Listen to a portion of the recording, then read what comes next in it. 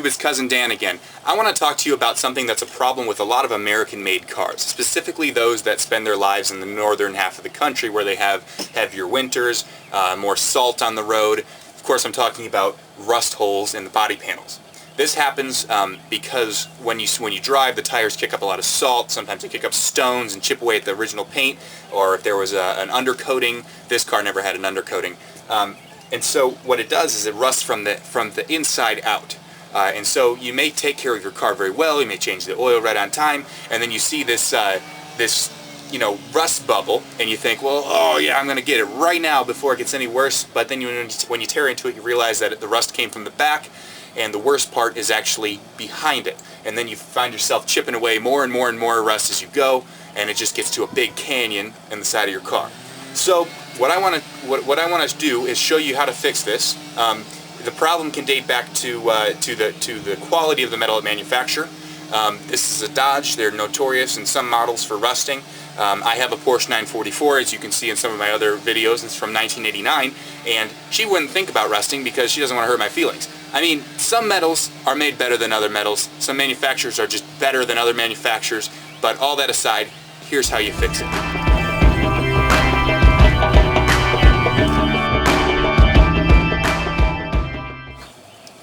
As you can see here, I've already cleaned up most of the rust. I used an air grinder like this, and you can also put an attachment like this on it, which is, it's just got some spikes in the metal head, and you just grind away any loose rust that you see. In this case, I actually have a fairly short time frame that I need to do this in because the person I'm doing this for is from out of town. And so what I'm doing here is I'm just going to take off all the rust that I can, and then go ahead and lay down a new piece of what we call weld sheet metal in order to cover the area that's now missing that I cut out. See, some of it was actually, rotted away, rusted away. Other parts of it I actually cut, like these clean lines here, so that, I could just take out what was semi-decent, just eliminate it altogether and replace it with new metal. I got this from Lowe's. This is a 22 gauge sheet metal. What I did was I just took the measurements for the parts that I want to replace, and then I just take a regular tin snips and just outline the area and then cut it all apart, and then I'll go ahead in the next step and weld it into place. On this first piece of metal that I'm replacing, the original had a little contour to it. It was like a little S-curve that ran down the length of it. So in order to reproduce that, what I did was I measured where it was, and I made 2 lines down the sheet, and now I'm going to lightly tap against the metal here and help it curve around the edge of the piece of wood. So as I do this, I should be setting it into the curve that I want, and then I'll do this again to replicate this second line here. Okay, so after lining it up and hammering it out, I do have some hammered dents here, as you can see, but don't worry about that. We'll take care of that later with body filler. I wasn't really expecting to get it right. Maybe you could line up a board next to it and hit the piece of wood instead of the metal, and it would help. But just don't worry about it. We'll hit it with body filler, and because we have to do the seams anyway with body filler, and we'll take care of that later. But this is our S-curve, and now we're ready to put it on the car. When we're preparing for body filler, it's really important to make sure that we have no protruding metal pieces outside the surface.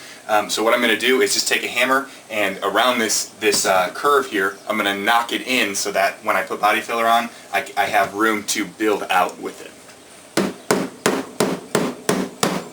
Now, to compensate for this part here that's missing because it totally rusted away, and then I cut the outside off as well. To compensate for that, we made a little part here.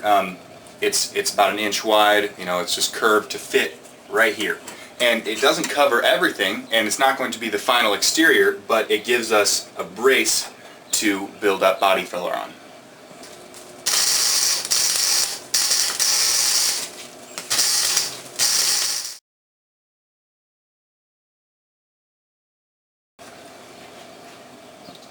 You always want to make sure you do a little bit of overkill so that you have something to sand away when you get, to that point where you're trying to get it into shape. Otherwise, you get far enough and you realize you have to go back to step number 1 in order to add more so that you can get your shape. It's just more efficient that way.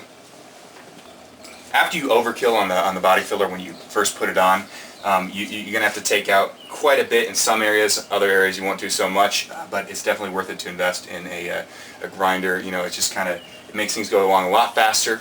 And then once you're done with that, getting your general shape, you're just going to work it in with some dry sandpaper if you want, some heavier stuff. If you don't really need that, and you got to a closer shape right off the bat with your grinder, you can just use some wet sanding with a soft block and then finish it up with a hard block if you really need it.